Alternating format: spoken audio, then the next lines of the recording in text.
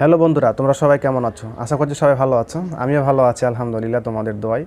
তো আমরা আমাদের এই পর্বে আলোচনা করছি পঞ্চম শ্রেণীর ভোকাবুলারি সম্পর্কে। ভোকাবুলারি খুব একটা গুরুত্বপূর্ণ বিষয়, যা না জানলে তুমি ইংরেজিতে দক্ষ হতে পারবে না। তুমি যদি ইংরেজি দক্ষ হতে চাও, তাহলে অবশ্যই তোমাকে ইংরেজি যে ভোকাবুলারিগুলো রয়েছে, এই ভোকাবুলারিতে তোমাকে দক্ষ হতে হবে।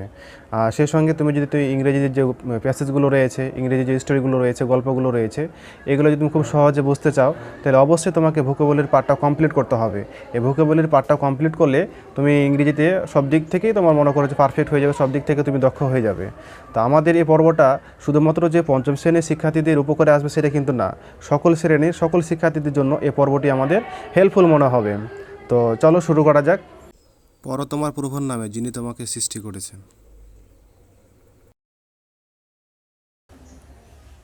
অ্যাক্রোস মানে আড়াআড়িভাবে, অ্যাক্টিং মানে অভিনয়, অ্যাকশন ক্রিয়া বা কাজ, অ্যাক্টিভ মানে সক্রিয়, অ্যাক্টর মানে অভিনেতা, অ্যাড্রেস মানে ঠিকানা, অ্যাডভাইস মানে উপদেশ, আফ্রেড মানে ভীত, আফটার মানে পরে, আফটারনুন মানে বিকেল, এগেইন মানে আবার, এগ্রি মানে একমত হওয়া, অলমোস্ট মানে প্রায়, অ্যামাজিং মানে বিস্ময়কর, অ্যাংরি মানে রাগী, অ্যানিমেল মানে প্রাণী, অ্যানাদার মানে আরেক, অ্যানসার মানে উত্তর, অ্যাপ্লিকেশন মানে দরখাস্ত, এরিয়া মানে এলাকা বা আয়তন, আর্ম মানে বাহু, অ্যারাউন্ড মানে সব দিকে,